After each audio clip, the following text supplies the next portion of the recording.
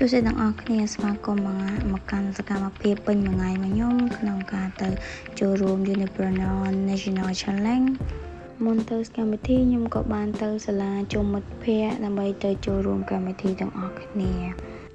ពេលទៅដល់ហ្នឹងខ្ញុំក៏បានទៅកន្លែងគេរៀបចំកម្មវិធីហើយនៅជាន់ក្រោមហ្នឹងឃើញគេមានការប្រកួតជាលក្ខណៈជា robot តែខ្ញុំអត់បានថតទេដោយសារតែយើងបញ្ញាប់ឡើងទៅជាន់ខាងលើកន្លែងកម្មវិធីរបស់យើងចឹងទៅពេលទៅដល់កម្មវិធីហ្នឹងខ្ញុំក៏ត្រូវទៅចុះ attendance ហើយគេ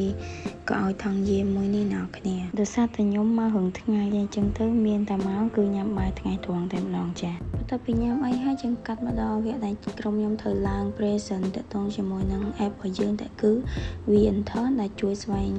រក internship ដល់សិស្សនិស្សិតកម្ពុជាយើងបន្ទាប់ពីក្រុមខ្ញុំ present ហើយក៏ដល់វគ្គ break ទៀតហើយអញ្ចឹងទៅយើងក៏នាំគ្នាទៅចាប់អីញ៉ាំបន្ទាប់ពី break ហើយក៏មានក្រុមផ្សេងទៀតគាត់ឡើង present ទៅក្នុង product របស់គាត់រហូតដល់អស់ team ដែលត្រូវ present ថ្ងៃហ្នឹងអញ្ចឹងទៅ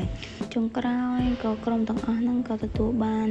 feedback ពីគណៈកម្មការនិយាយទៅបានចំណេះដឹងថ្មីច្រើនមែនតើពេលចាប់កម្មវិធីហ្នឹងខ្ញុំក៏បានថតរូបជាមួយចាច់បានមកប៉ុស្តិ៍ពីប៉ុស្តិ៍ដែរហើយក៏បានដើរទៅកន្លែង show prototype ព្រោះគេមានកន្លែងដាក់ឲ្យយើង show prototype ឲ្យយើង show អញ្ចឹងណាហើយខ្ញុំបានទៅដល់ហ្នឹងឃើញក្រុមផ្សេងគាត់មាន idea ក៏ដូចជាមាន prototype ល្អច្រើនមែនតើ